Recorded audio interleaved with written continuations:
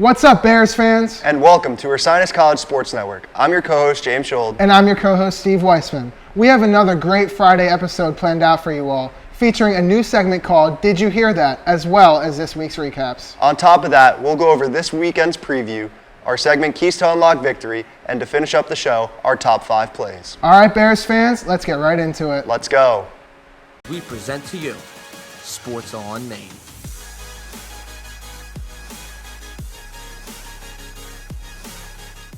For our new segment, Did You Hear That?, we head back to last Saturday's incredible football victory over F&M with an amazing call on the mic from Bernie and James. Let's listen in. 27-yard line. Yep, and last touchdown came from that, started from that Aaron Diamond interception. Let's see if they can get another here. One, field, and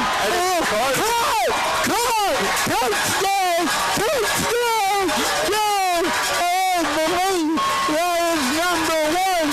Octavius Carl score, and listen to this crowd, 27-0. Oh my! Just a real good operation there. Great ball by Pazinska and an even better catch by Carter in the corner of the end zone. What an amazing call, James. Really gets me fired up hearing Bernie get into the game like that. Yeah, that's right, Steve. It truly was an electric atmosphere on Saturday. And now for recaps. On Wednesday night, the men's soccer team took Patterson Field to play Swarthmore College. Aiden O'Malley had the lone goal for the Bears in the 65th minute, assisted by Colin Holtzman to tie the game at 1 apiece. Unfortunately, the Garnet scored the go-ahead goal in the 88th minute, edging out the Bears 2-1. The Bears were outshot 11-5, and Tyler Lewin had 4 saves on 6 shots on goal. This Saturday, the Bears will travel to Chestertown, Maryland to take on number 25 Washington College at 1 p.m. The women's soccer team came out of their slump on Wednesday night with a 1-0 victory over King's College. Alex Chalmers scored the lone goal of the game for the Bears 14 minutes in off an assist by Taylor Beaumont and Izzy Alaco, and they managed to park the bus for the remaining time. Goalkeeper Mandy Caridio stopped a 1 shot on goal by the Lions.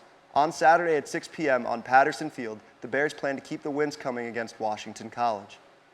After Wednesday night's win, I was able to catch up with Alex Chalmers to get a quote about her goal on Wednesday as well as the upcoming game on Saturday. Here's what she had to say. The win from Tuesday was definitely something that we needed as a team. It was great to go out on the road and bring back a win for UC. Our focus now as a team is to keep up this energy and intensity at practices so we can have the same thing this Saturday at home. My goal is definitely a surprise to me as it happened very quickly out of nowhere. It wouldn't all have been possible without an amazing corner kick from Izzy Alaco and Taylor Beaumont putting the ball right where I could tap it in the net. Definitely a first collegiate goal to remember, and I'm glad I could help it in our team's success on Tuesday. On Wednesday night, the 10th-ranked Bears field hockey team edged number 5-ranked Messiah 2-1 on a goal by Jordan Moore with 3 minutes remaining for their 3rd consecutive victory over a team ranked inside of the top 10. Moore also scored a double overtime game winner in last week's win at number 6 TCNJ.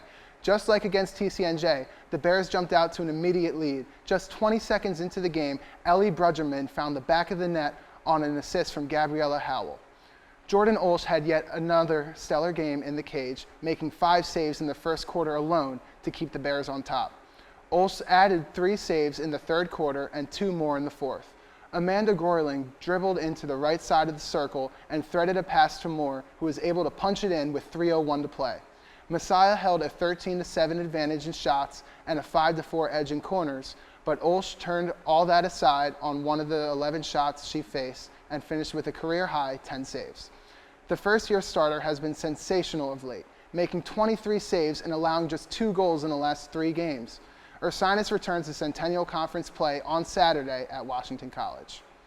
After the game, we caught up with Jordan Moore, Jordan Olsch, and Aaron McElhenney. Here's what they had to say. It felt really good to step out of a high-pressure situation with a win. I think we've been really solid and steady on defense, which really helps shift our momentum to the offense. Jamie dribbled down the field, breaking more ankles again, and sent a good pass to Amanda. Amanda got a shot on the goalie, and I just happened to be in the right spot to be able to put the rebound in the goal. It feels great to get another big win against a ranked team, but now we're looking to reset and take it 1 game at a time. It's an unbelievable honor that I was not expecting at all, but I am so grateful for the recognition. But honestly, for me, it's all about how the team is doing. So I am most excited about how we have really come together as the season has progressed. We are a tight-knit group that has each other's back. and we want to keep winning. It feels good. And that was this week's recaps. And now, this weekend's previews. Earlier today, the cross-country team traveled to Lehigh University for the Paul Short Run. Today and tomorrow, men's tennis will head to Fredericksburg, Virginia for the ITA Championships. On Saturday, the field hockey team is traveling to Washington College to take on the Shore Women in a Centennial Conference showdown. Tomorrow at 1:30, the football team will take on the number 25 ranked Riverhawks of Susquehanna in an attempt for 2 straight wins against top 25 ranked opponents on Patterson Field. At 1 o'clock, men's soccer is also visiting the Shoremen of Washington College, hoping to take down the number 24 ranked team in the nation. At 6 o'clock on Patterson Field, the women's soccer team is looking to start a win streak against Washington College. Along with men's soccer and field hockey, volleyball will also make their way down to Washington College for a game against the Shore Women, followed by a game against Gallaudet University. Finally on Sunday, women's golf is heading to Gettysburg, Pennsylvania to play in the Gettysburg Invitational. Before we get to our top 5 plays, there's a football game to discuss in this week's Keys to Victory.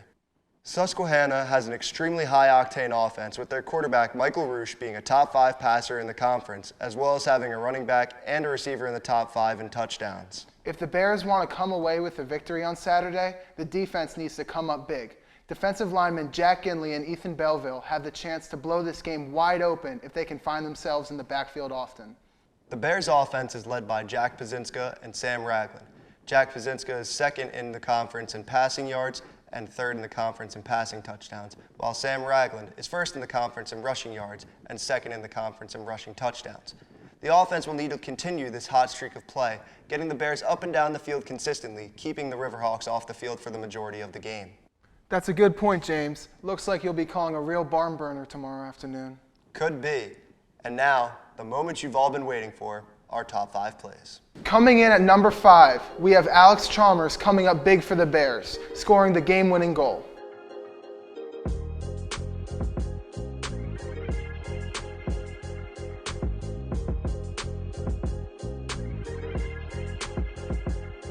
At number 4, we have the 6 field hockey goals from last week's 6-0 victory over F&M, with the goals being scored by 6 different Bears.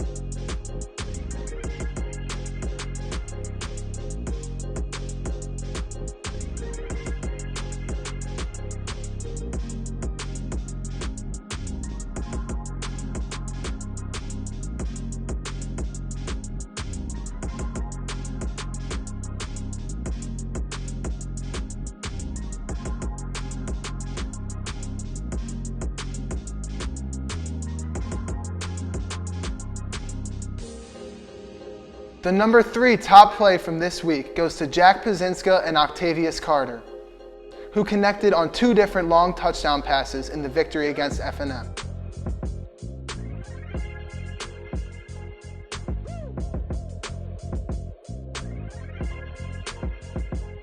At number 2, we have Jordan Moore's incredible game-winning goal to take down number 5 ranked Messiah College.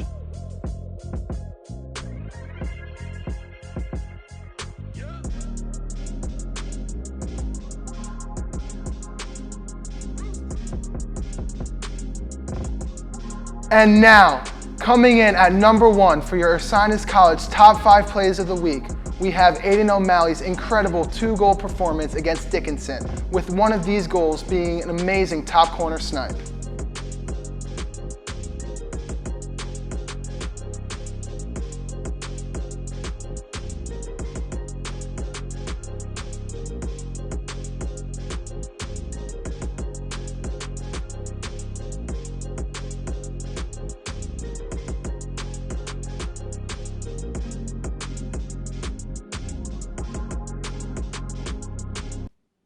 And that just about wraps up everything we have here at Sports on Main. Before you go, one last thing. Make sure to follow all of our socials in the description below. And thank you all for watching. Make sure to tune in next Monday at 8 o'clock. From all of us here at Ursinus College Sports Network, I'm your co-host James Schuld. And I'm Steve Weissman. And as always, Go Bears.